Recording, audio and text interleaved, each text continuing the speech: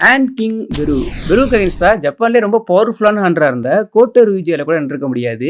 ஈஸியாவே kill பண்ணி இருந்திருக்கும். ஜின்வு Jeju island ரயில்ல பெருவை டிஃபீட் பண்ணி இவனோட ஷேடோ ஆக்கி இருந்திருப்பான். பெரு ஜின்னுவோட ஷேடோ ஆர்மில ஆட் ஆனதுக்கு அப்புறமா ஜின்னுவோட ஷேடோ ஆர்மி ரொம்ப ரொம்ப பவர்ஃபுல்லா இருந்திருக்கும். பெருவோட கிரேட் மார்ஷல். பெரு கிட்ட நிறைய பவர்ஃபுல்லான எபிலிட்டி இருக்கு. Size manipulation, poison, gluttony, healing. Peru அதோட சைஸை இன்க்ரீஸ் பண்ணும். அப்படி இன்க்ரீஸ் பண்றப்போ அதோட ஸ்ட்ரென்த்ங்கிறது இன்க்ரீஸ் ஆகும். பட் பெரு அதோட சைஸை இன்க்ரீஸ் பண்றப்போ அதோட ஸ்பீடுங்கிறது கம்மியாகும். கிளட்டனி. பெரு கிட்ட ஒரு டிஃப்ரெண்டான ஒரு எபிலிட்டி இருக்கு. பெரு ஒருத்தவங்களை கன்சியூம் பண்ணுதுன்னா அவங்களோட ஸ்கில்ல இதால அப்சர்வ் பண்ண முடியும். அந்த ஸ்கில்ல ஃபோர்ஸ் பண்ணி சேஞ்ச் பண்ணி இன்னும் பவர்ஃபுல்லான ஒரு எபிலிட்டியா வந்து பெருவாக்கும். பாய்சன். பெரு கிட்ட இருக்க பாய்சன் ரொம்ப ரொம்ப டேஞ்சரான ஒண்ணு. அந்த பாய்சனை யூஸ் பண்ணி ஒரு சின்ன கீறல் எனிமி மேல பட்டதுனா கூட அவங்க பேரலைஸ் ஆகி அப்படியே இறந்துருவாங்க. ஹீலிங்.